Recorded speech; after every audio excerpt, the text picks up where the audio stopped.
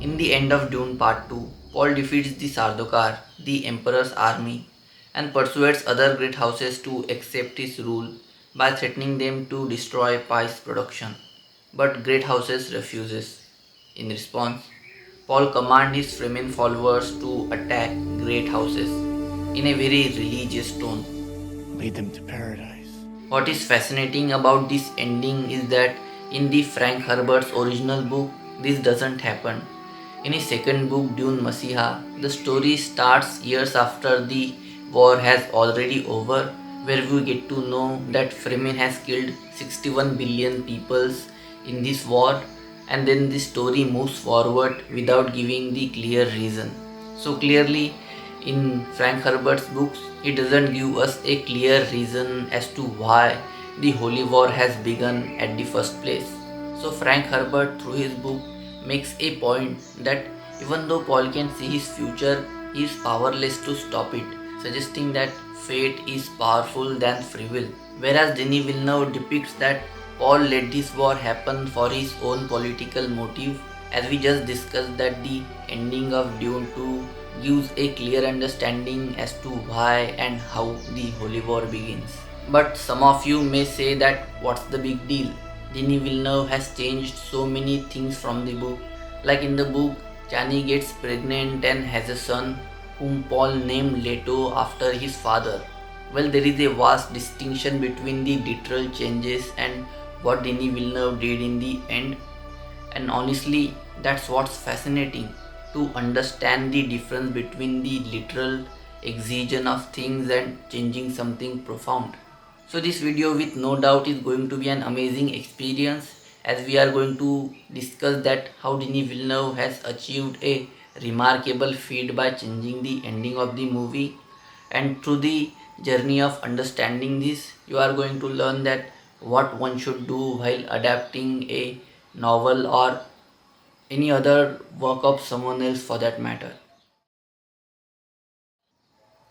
So I have been reading this book called Deep Focus Reflections on Cinema by Satyajit Ray. In the second chapter of this book, Notes on Filming Vibhuti Bhushan, Satyajit Ray has written about the criticism he got while adapting the Pather Panchali novel into the movie, and while replying to the criticism, he says, "It is a global convention that a film has to be kept within a certain length, usually the equivalent of a long short story, to qualify for commercial exploitation.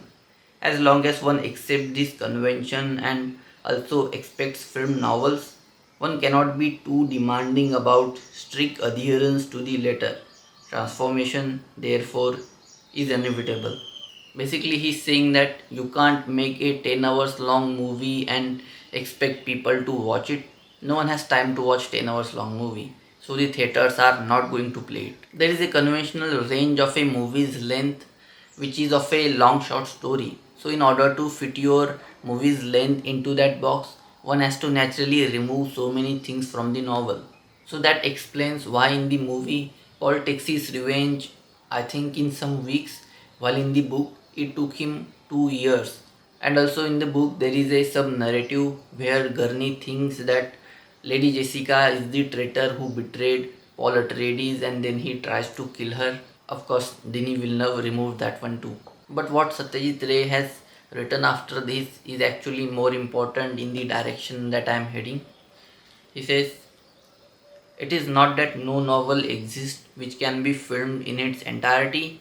If mere recounting of incidents was involved, almost any novel could be translated, but it would be a translation faithful to the letter and not to the spirit."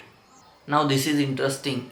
What Satyajit Ray is saying is that it may seem that a filmmaker and a writer both are storytellers, so it would be fine if a filmmaker adapt a novel as it is, but the mediums are very different, so does the tools. Unlike in a novel, in a movie, one doesn't have direct access to characters' thoughts and their internal world. A filmmaker can use visual metaphors and subjective camera shots to capture that, but a filmmaker have to translate that literature into the film language in order to adapt it. So if you are too focused on retelling the events from the novel, you might lose the essence of it. You would tell the story from start to the end, but not necessarily the intent of it. Well, Ray further adds, a word to the critics who complained, although I myself choose to take it as a compliment, that my films often had the look of pictorial reportage. The pictorial and the documentary aspects have both been directly derived from Vibhuti Bhushan and from no one else.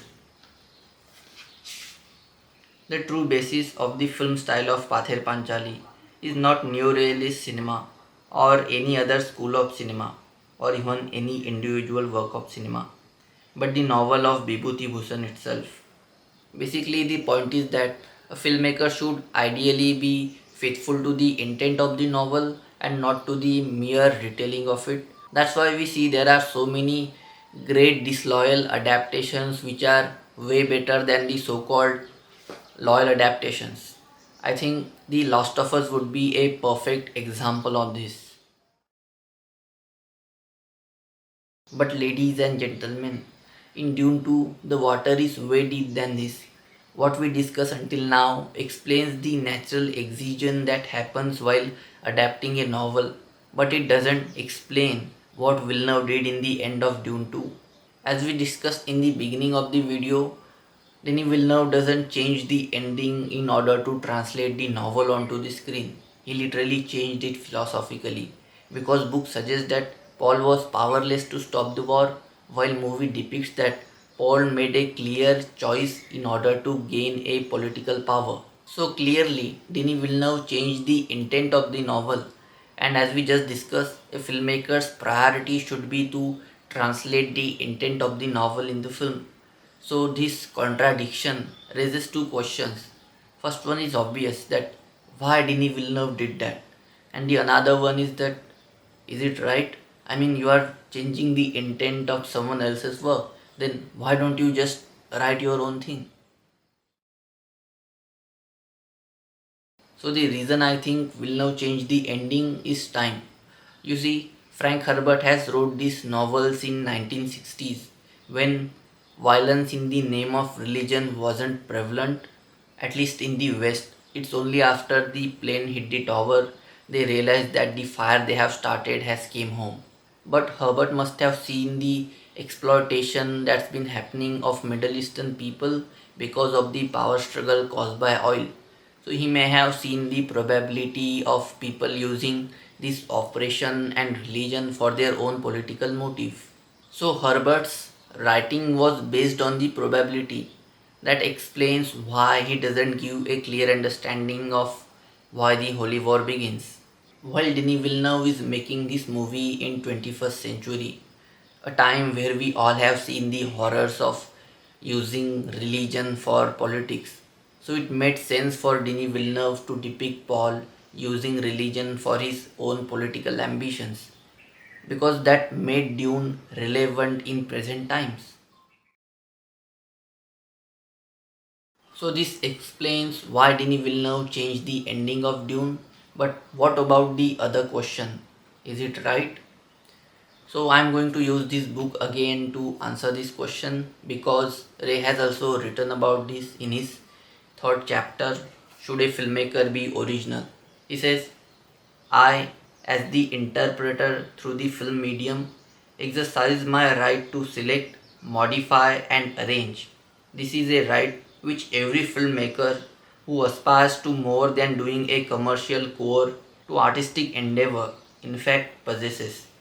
He may borrow his material, but he must color it with his own experience of the medium. Then, and only then, will the completed film be his own, as unmistakably as Kalidasa's Shakuntala is Kalidasa's and not Vyas's.